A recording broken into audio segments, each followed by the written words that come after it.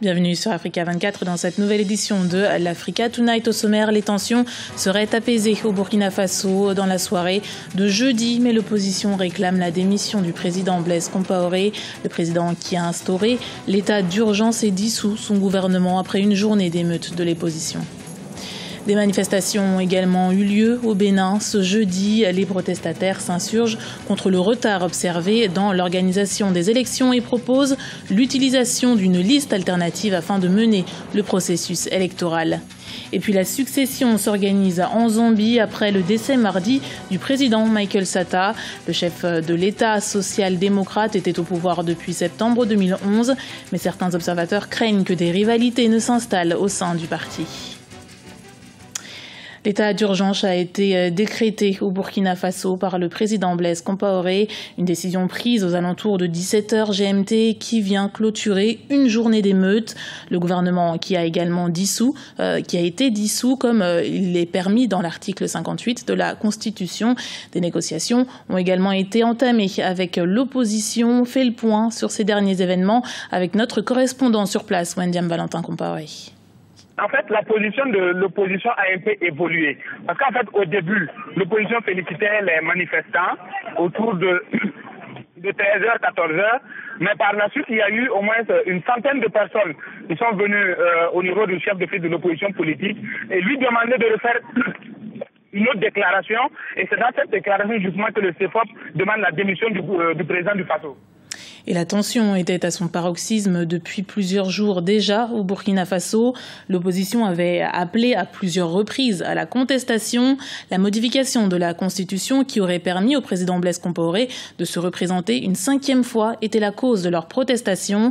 C'est au moment de l'examen du projet de loi prévu ce jeudi que les affrontements ont éclaté. Résumé de cette journée avec Razela Tchakounté. Ce jeudi soir à 21h GMT, dans un Burkina Faso en pleine ébullition, le président Blaise Compaoré a appelé au calme et pris des décisions fermes conformément à l'action du peuple. Dans cette allocution diffusée sur la chaîne du BF1 du Burkina Faso et parvenue en exclusivité à Africa 24, le président annonce, outre la dissolution du gouvernement, la levée immédiate de l'état de siège et sa décision de transmettre le pouvoir à un nouveau président démocratiquement élu. Seul le dialogue constructif pourra permettre à notre peuple de retrouver sa quiétude d'antan et regarder l'avenir avec assurance. En ce qui me concerne, je reste disponible à ouvrir avec vous des pourparlers pour une période de transition à l'issue de laquelle je transmettrai le pouvoir au président démocratiquement élu. En vue du rétablissement de ce dialogue, j'ai décidé de retirer le projet de loi contesté et de procéder à son annulation. Il est à noter que cette journée de jeudi a été particulièrement douloureuse pour la population du Burkina Faso. Outre une véritable insurrection populaire, de véritables pillages et des victimes sont à dénombrer au cours des manifestations. Il faut dire qu'au Burkina Faso, depuis le matin, les populations bien sûr ont pris d'assaut l'Assemblée nationale qu'ils ont saccagée. Ils ont saccagé également aussi d'autres édifices publics et privés. Si les négociations en cours entre le président Blaise Compaoré, les ténors de l'opposition se traduisent par un retour au calme, les dissidences au cœur de l'armée font planer un véritable doute sur les prochaines heures. C'est-à-dire que nous sommes surtout dans une situation confuse à laquelle nous ne comprenons pour le moment pas grand-chose. Il y a sans doute des manœuvres de la part du pouvoir pour se maintenir et donc la dissolution du gouvernement est probablement une manière ou une diversion qui consiste donc à faire attendre la population, la grande masse donc qui en définitive occupe la ville depuis maintenant quelques jours. Le chef d'état-major général des armées, Honoré Traoré, avait publié un communiqué annonçant la dissolution du Parlement et la mise en place d'un organe de transition avant d'être désavoué par la classe politique de l'opposition qui ne souhaite pas d'une arrivée des militaires au pouvoir. Quelques instants plus tard, une autre frange de l'armée va désavouer le chef de l'état-major. Blaise Compaoré n'est pas fini encore comme on nous l'a dit. C'est-à-dire qu'un, il n'a pas fui, visiblement. Deux, c'est que la situation n'est pas si sous contrôle que cela, ni d'ailleurs de son côté, ni de l'autre. Troisièmement, c'est-à-dire qu'il est en train de négocier fortement pour essayer soit de maintenir, soit de trouver une porte de sortie. Troisièmement, c'est que je pense qu'il y a une partie de l'état-major militaire qui s'est rangée de l'autre côté. La déclaration du président Blaise Compaoré démontre la volonté de toutes les parties à sortir de la crise et en fait basculer les institutions du Burkina Faso. Des manifestations se sont également déroulées au Bénin. Ils étaient des milliers à défiler dans les rues de Cotonou, la capitale, mercredi 29 octobre. Acteurs politiques de l'opposition, syndicats, société civile, citoyens lambda, ils réclamaient tous la tenue des élections. Reportage de notre correspondante Chireli Watawema. Au Bénin, les forces politiques et sociales étaient dans les rues ce mercredi 29 octobre pour réclamer l'organisation des élections. Acteurs politiques, militants de la société civile et d'associations, citoyens béninois, des milliers de manifestants ont arpenté les principales artères de la ville de Cotonou pour protester contre le retard de plus d'une année et demie des élections communales, locales et municipales. Inquiets de l'incertitude qui plane sur la tenue des échéances électorales, ils expriment leur mécontentement face à la lenteur observée dans le processus de correction et d'actualisation de la liste électorale permanente et informatisée l'EPI.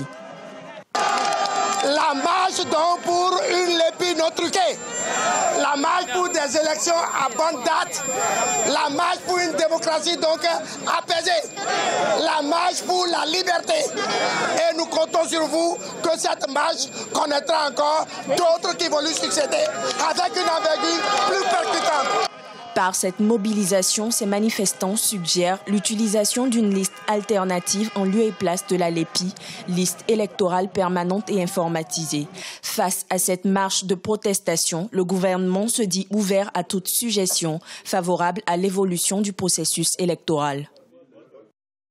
Cette marche traduit à souhait le souci de ses organisateurs de voir tenir à bonne date toutes les élections municipales, locales, communales, législatives et présidentielles. À cet égard, le gouvernement constate la convergence de leurs préoccupations avec les siennes. Le gouvernement salue l'esprit de veille citoyenne et le calme qui ont prévalu lors de la marche de ce jour. Parallèlement à cette manifestation, une rencontre entre le chef de l'État, les présidents des institutions de la République et les responsables des organes impliqués dans l'organisation des élections a eu lieu ce mercredi 29 octobre.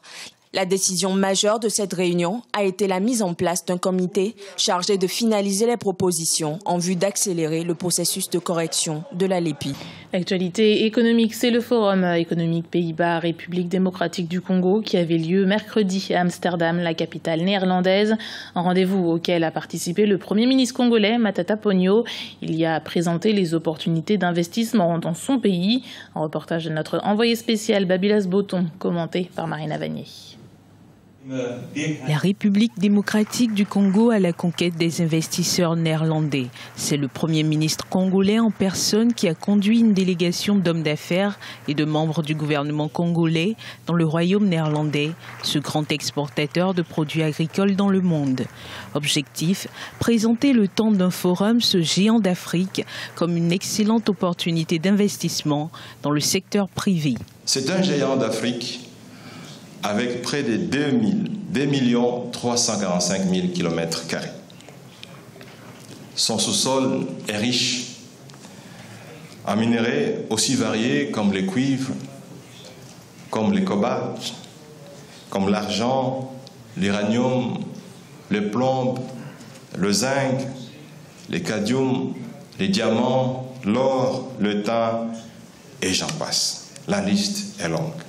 Le point d'attaque du Premier ministre a été de sortir des idées reçues et de présenter le nouveau visage de son pays. Un pays qui, selon lui, est classé aujourd'hui dans le top 10 des États à forte croissance économique au monde. Et selon les officiels congolais, ces résultats sont le fruit des efforts consentis ces dernières années pour régler les problèmes sécuritaires et relancer l'économie de la République démocratique du Congo. Pour la délégation gouvernementale congolaise, cette relance passe par l'amélioration de l'environnement économique et du climat des affaires, une fiscalité favorable sans oublier la lutte contre la fraude et la corruption. La RDC, comme je l'ai dit tout à l'heure, c'est un pays qui offre beaucoup de potentialités. Mais chaque fois que nous allons dans un pays, nous essayons de nous cristalliser sur les domaines qui intéressent ce pays. Nous essayons, dans la mesure du possible, d'inviter les investisseurs néerlandais qui sont positionnés dans ce secteur de venir aussi en RDC parce que c'est un pays qui offre les facilités et les opportunités dans ce domaine aussi. Pour la partie hollandaise, difficile de rester insensible aux nouvelles performances économiques de la République démocratique du Congo. De par sa position géographique au centre de l'Afrique, accéder au marché congolais, c'est aussi accéder à celui d'une dizaine de pays qui lui sont limitrophes. Et à chaud, la démarche est jugée positive. La façon dont la RDC se présente soi-même ici, c'est vraiment très professionnel et très business, quoi. Le séjour en Hollande devrait permettre à la délégation congolaise de visiter les poumons de l'économie néerlandaise et de s'en inspirer pour approfondir les réformes en cours et renforcer la coopération économique entre les deux pays.